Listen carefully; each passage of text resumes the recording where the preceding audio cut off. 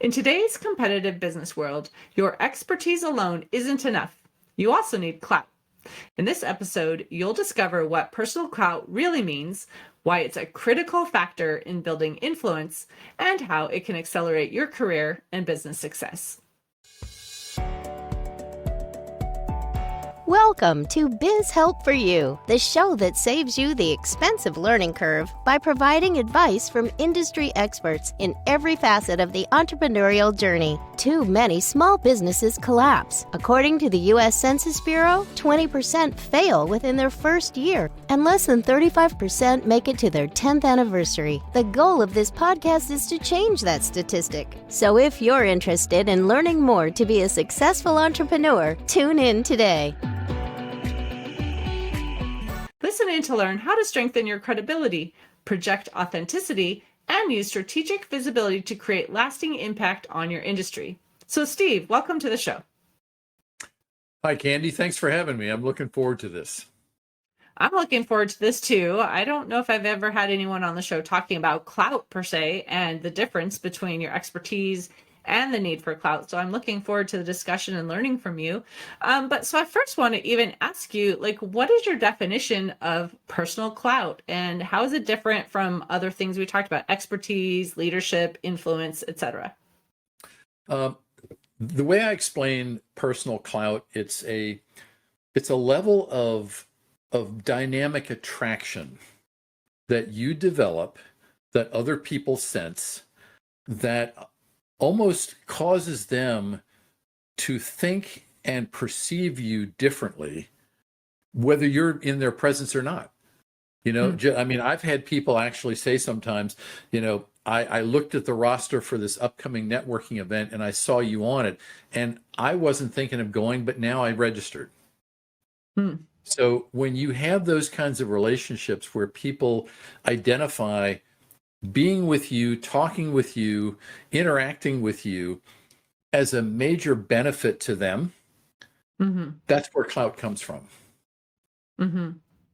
So it is their perception then of the information you're sharing. We could be sharing all the different things, that we know, but if it's not resonating with them, you technically don't have clout, is what it sounds like to me.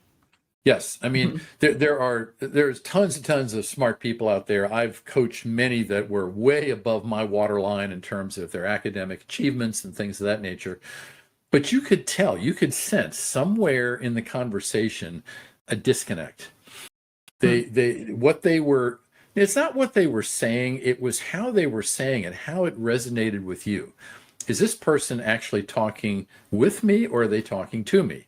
Or are they talking to somebody else in their head and I just happen to be in the same room? And so when you start to realize that there's a genuine level of care that kind of runs underneath everything else you do, and people pick up on that and they sense that having spent time with you was an uplifting experience for them, that's what carries over into the way they perceive you and the way they talk about you to other people and things of that nature. It's always this, wow, you really need to connect with this person, So you get a lot of people out there promoting you, whether they're talking to somebody who has any interest in what you do or not, but it carries on. It's a fluid process that just emulates, and it all starts with just how you treat individual folks. Like one of the things I tell everybody is when you go into an interaction, whether it's somebody you've worked with before or personally, or somebody you're meeting for the first time, size the situation up quickly to figure out what can you do to make that interaction better than you found it. Because if you think of it that way, you'll always serve the other person in a way that will be memorable to them. Right. Well, while you were talking, I was, a lot of things are going through my head too. Again, we think maybe we're doing it that way, that we're thinking of the other person, we're trying to provide value. That's why people are sharing their expertise, right? Or trying to get information to someone. And again, depending on how they receive it, but having someone talk well of you to someone else too, and say oh, you need to know this person, how does someone actually start to develop that instead of just, well, they have a lot of information, that's great, but it's not really clout? All right. And this is something that I'm sure you've probably had experience with, as well as all the people that are watching your program. It seems to be very proliferous today. There's two directions a conversation can go. It can either go from me to you, or it can go from me to me. And people that are of the circular nature, from me to me, are using the conversation or the interaction to talk about themselves, to promote themselves, to make everybody aware of how important they are, or who's in their circle, or who they've met, or, any one of these things, which what I call carrying your bio on your sleeve. Okay. Right. People who engage in that kind of thing, it's a level of, I need to tell you how important I am. Those are the ones that struggle with this, because most other people, whether they value what's being said or not, very quickly become tired of, it's all about you. So if you can just learn that people, and this is harsh, and I learned this early on, but it's real important to know, people don't care about you until they know you care about them. And the best way to show people that you care about them, even if you don't know them, you're just meeting them for the first time, is to learn to ask questions that allow them to open up and tell you about them. You go to a networking event, you should have two questions in your back pocket, just standard operating procedure. You meet somebody for the first time, and you exchange names, and you're with this and you're with that. And then one of the things you could say is, I'm curious, this is my first time here. How did you find out about this group? Opens up a whole lot of conversation. Have yourself a follow-up. By that time, in usual networking, you get 3 to 5 minutes with people, especially if they're interesting. And then you're moving off and meeting other folks. But prepare yourself to delight others. And it's not by you telling everybody how good you are. It's about you finding out the value in other people. They'll be more than happy to share it with you. And when you leave at the end of the evening, they will sit back and they will think about all the people that they came in contact with. And I guarantee you, you will always be in that top few folks that they said, you know what, I've got to go check this person out on LinkedIn, or I've got to go find their website, or I got to call and talk to somebody else that I know who might know them to find out who this person really is. I'm totally fine with that. Investigate all you want. Because if you go to my website, if you go to LinkedIn, if you go to my YouTube channel, you're going to say all the same stuff. So now I'm not somebody that you meet and portrays myself in one situation, but you go verify through other verifiable sources and you see somebody different. No, you want to see that same person wherever you go, because that's where authenticity comes from. Well, and this sounds like it's easier in person, right? You're at a networking event, you're chatting, you're asking them questions, but not everyone is able to meet in person. So how does someone handle this? Like if they're in a virtual meeting, or maybe once again, they're just trying to put information out there to help someone, and there's really not a lot of interaction that's going on in real time. Like, how do they manage that? There's another marketing strategy that I was introduced to many, many years ago when I started doing what I'm doing today. And it's called authority-based marketing. And what it boils down to is everything you would put out on any one of the channels that you're trying to promote yourself on. Okay. You're not talking about yourself. You're not talking about what great weekend you had or who you met, wherever you went. Because again, that's that circular thing. I mean, I'm going to tell you about me. It's you sharing things that you've already determined your client base or your potential client base is really, really interested in. You share it. If it's not yours, you provide sourcing so people know where to find more. But you give it freely and you give it generously. Don't worry about, oh, gee, if I tell them this, they won't come to me for that. That's a very old paradigm. And a lot of your legacy consultants will talk about, don't give out free consulting. And I go completely the opposite direction. I said, I will help you in anything that's important to you while we're spending our time together. because what I've learned over the years is a very, very small percentage of people that you help solve a problem will actually take the time and effort to go implement it. And without actually implementing anything, you're treading water. Now you're just not going to do anything about it. So eventually they'll come back and they'll say, okay, what can you do to help me in that regard?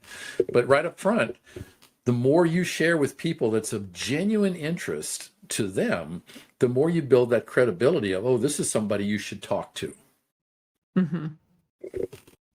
So what about someone then maybe who, because we're, talking, to me, it seems like business owners a lot of times too in the networking, although this could still be people who are employed in companies too, that still maybe want to be building their clout too. So do you see like there's a difference between whether you're employed in your own company versus working for someone else, or is it pretty much the same across the board? Like, how can you explain that maybe for someone who's listening that maybe is working in a company but wants to build clout as well? Right. Okay. So if you're in a medium to large size company, you've got your role, you've got your department, the team that you're on. A lot of people are preoccupied with, how do I show my value? How do I gain the respect of my teammates? How do I position myself so that people will listen to me? I can't tell you the number of people, and we're not talking about just mid-level employees. We're talking about people at the upper end of the scale in larger companies who will tell me, my biggest fear when I go into meetings is that I don't say anything because people don't listen to me. It's a fairly common problem, okay? And what I tell people is, don't worry about grabbing the microphone, because it just makes you look a little too eager.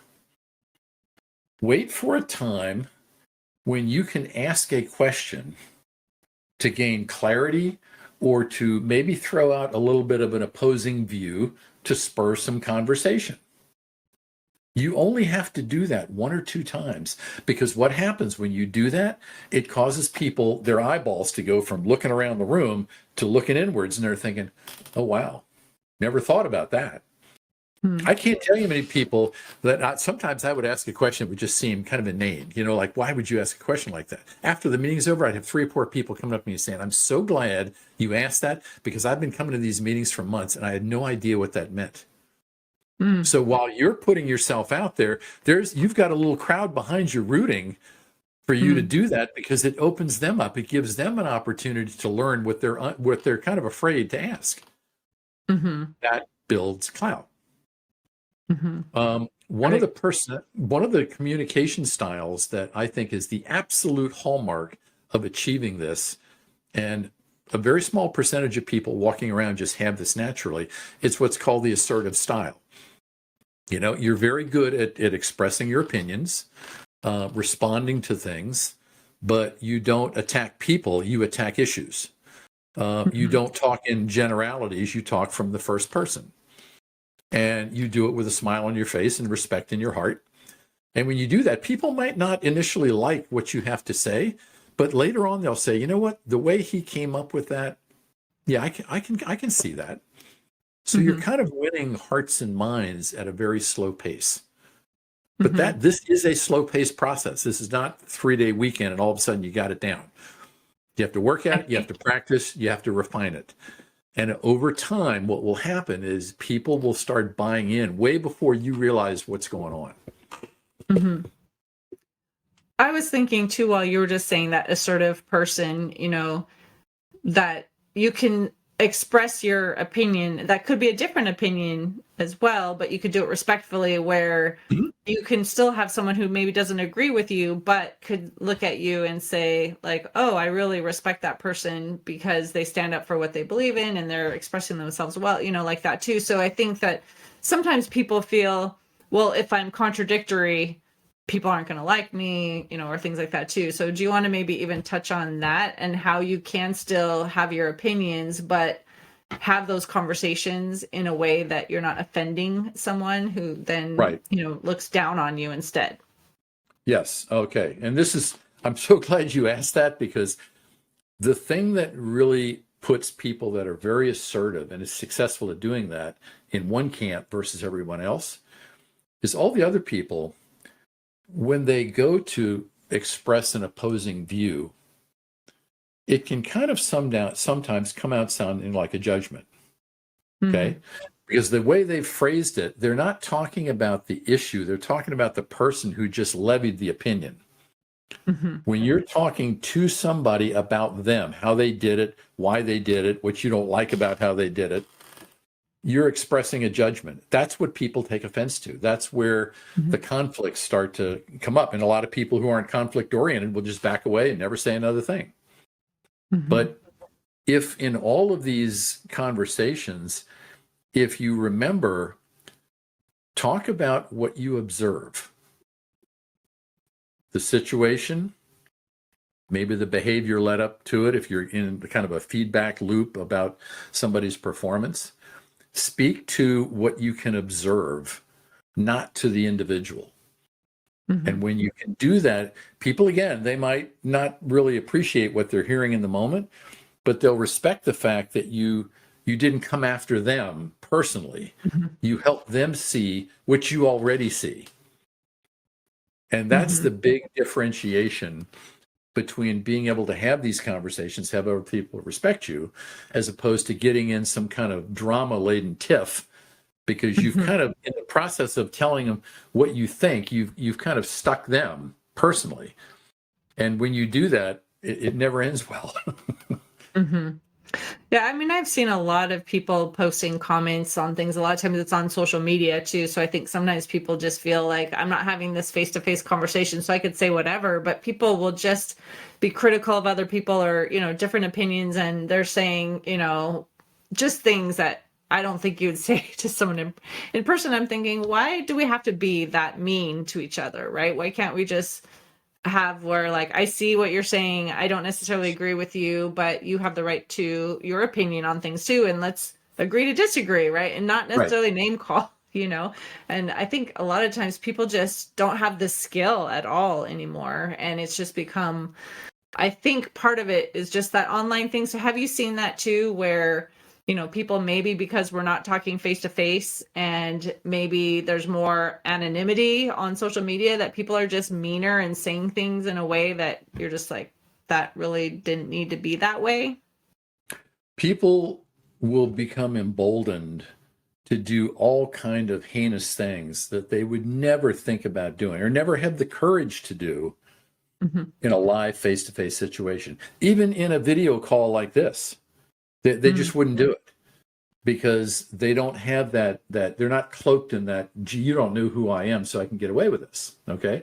That unfortunately is the downside of the human condition that social media has kind of brought to the surface. So what I try to help people with that are really susceptible to that is, first off, consider the source. All right. You don't know who these people are. I mean, if you're in, Reddit or you're on Twitter, I mean, God knows where they're coming from, okay? Or if they're even real. And I liken it to someone who has a severe mental disability. Now, that person may or may not have had anything to do with how they are, but there's a good chance that if you can get into a conversation with them, you're going to hear all kind of crazy stuff that just defies reality, but that's their condition, okay? You need to treat online sources the same way.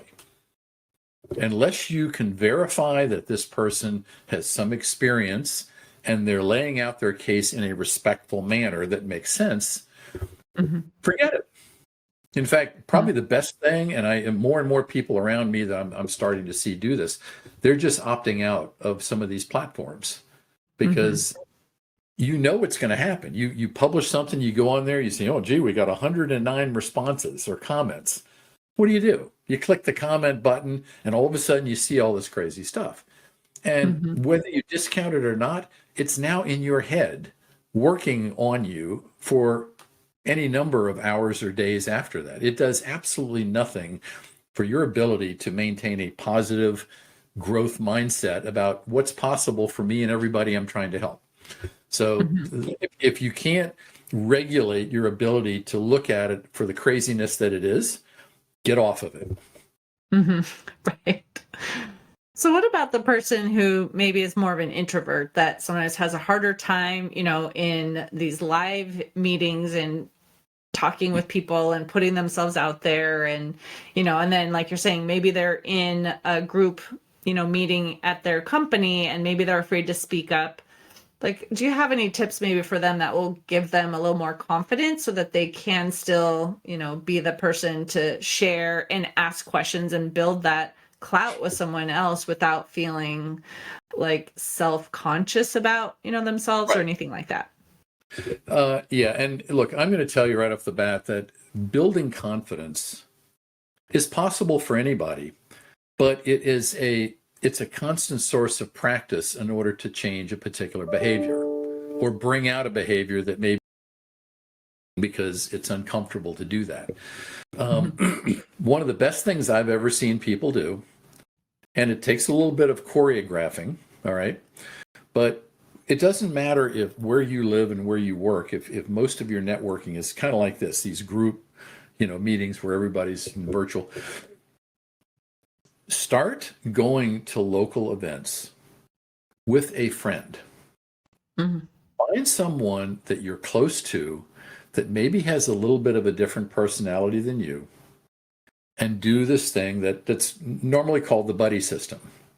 Mhm. Go with someone else, because with one other person, there's this feeling of empowerment. It's not just Mm. me.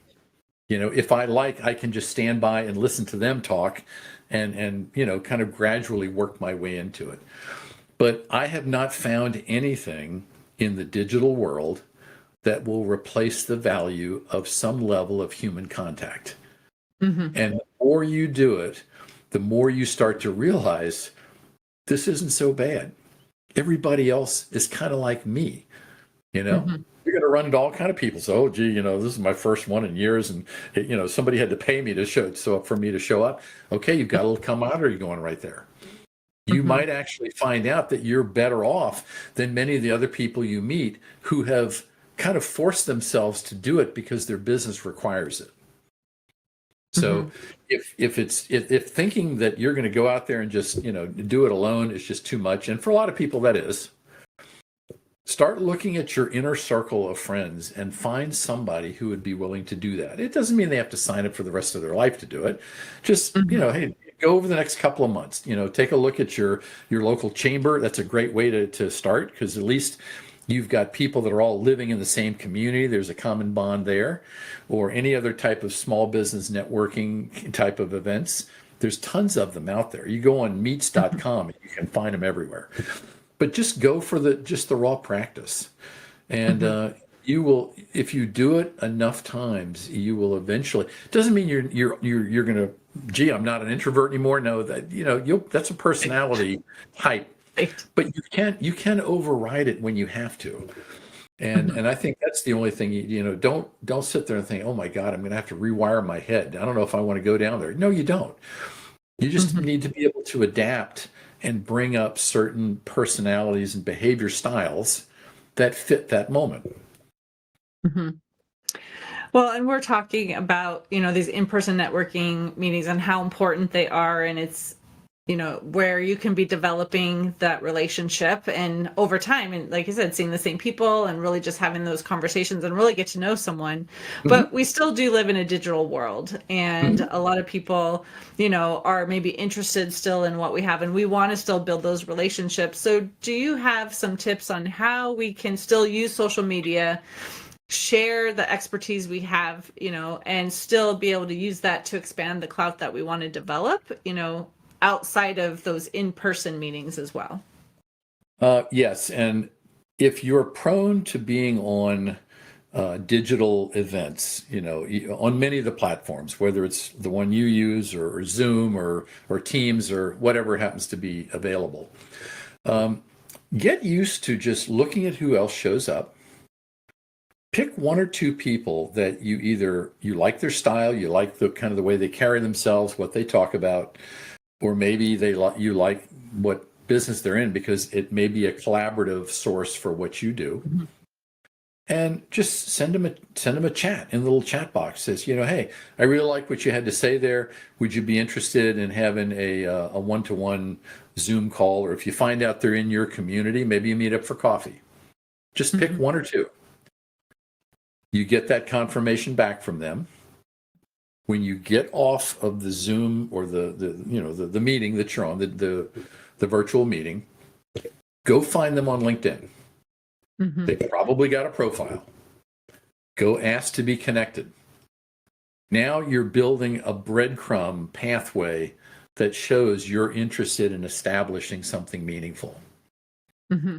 And if you do that, you don't have to worry about conquering the entire social platform that's out there. You pick and choose the people who are of interest to you. I have yet to have anybody say no. Mm-hmm. Most people are dying for someone else to invite them. Mm-hmm. Just learn to be that person. Mm-hmm. That's so true. I have LinkedIn too, and I have built some relationships with people there just because I'll see something they post and it resonates with me too. You know, someone recently talked about having their first grandchild, and I have grandchildren now too. And I was like, oh, isn't it amazing, to have grandchildren? And, like other people just talking about working with their spouse or different things, and I'll comment, and so over time, just interacting on things like that, I feel like we have built those connections, and it takes time and actual, like you're saying, authenticity and being like who you really are, and just having those conversations, even if it's I'm posting something as a reply and then later on they're replying, we're not able to talk face to face, but I think Right. that still can happen, as well too. Oh, sure. And you remember what I said earlier about the communication, make it outward versus inward? Well, the more valuable side of communication isn't speaking, it's listening. Mm-hmm. And you need to apply the same process with listening. Listen outward, don't listen inward. What does that mean? That means I listen to things that you're saying to try to figure out who you are, what you like, what you're interested in, what you're good at. That will all help me understand where to take the conversation and what might be an appropriate next step to building a relationship. If you're like a lot of people who, while you're speaking, they're listening in here because there's a tape loop going on that's just telling them all the things that they don't want to hear, but they're listening to it. Why am I here? Why am I talking to this person? What am I going to do now? Oh my God, this and that. If you're dialed into that tape loop, then you will not get the benefit of learning about the other individual. And it's that listening and respectfully probing, that's the very, very initial steps of building clout. Mm-hmm. Mm-hmm. Wow. This has been super informative. I appreciate, all the information that you've shared, and even just talking about how this is different, than just sharing your expertise and how to go about doing that. I'm sure listeners have learned a lot too, but I do know we're coming to the end of the time that we have together. So I wanted to ask, do you have an offer that you would like to extend to our listeners? And if they want more information from you, how can they contact you? Yes. One of the things that I do, and I know when I first say this, people are going to say, oh yeah, we get this a lot. I offer complimentary consultations to people who really are trying to figure out, why is my business or my career not going the direction I want it, or not moving at the speed I want it, or maybe it's just stopped altogether. I'll spend 30 minutes on the phone helping you unpack that and give you some real insight that you can do something with. Now, you can run off and do it on your own if you want, or you can have me help you go through that process. But I find that that's more invigorating for me, just to give somebody a sense that there's an answer or a solution to what they've been sleeping with for years sometimes. Okay. So and on any one of my website pages, there's a little box you can fill out, and that'll put me in contact. The best way to get a hold of me is just go to my website, which is growthsourcecoaching.com. My phone number's on there, my email's on there. You can read about me. I've got videos talking about a variety of things. I want people to get a sense that they know me before they pick up the phone and call me or send an email. Some people just simply won't, because they're not going to put themselves out there. So this is that buffer to help you feel comfortable enough to want to make that outreach. Perfect. Well, thank you so much, Steve, for being a guest on my show and sharing this information. It was enlightening, to hear kind of the difference and really understanding what that was. So thank you so much. You're welcome. Thanks for having me. And to the listener, I hope you enjoyed today's topic. And if you would like to hear additional information, you can find access to exclusive content in the show notes. Thank you for tuning in today. Would you please share this episode with those you know and leave a review on your favorite platform? And if you find our show informative, would you consider being a financial sponsor to help me continue my mission to educate business owners? A link is located in the episode description, and no amount is too small. I'd really appreciate your support. If you are interested in connecting with our guest and receiving the offer they had to share, a link to our resource page is in the show notes. Finally, if you have any bookkeeping or payroll needs, reach out to us at 310-534-5577 or contact@abandp.com. My team and I are eager to assist you. Until next time, have a great day. Thank you for listening to Biz Help for You. Please join your host, Candy Messer, again next time. Have a terrific day.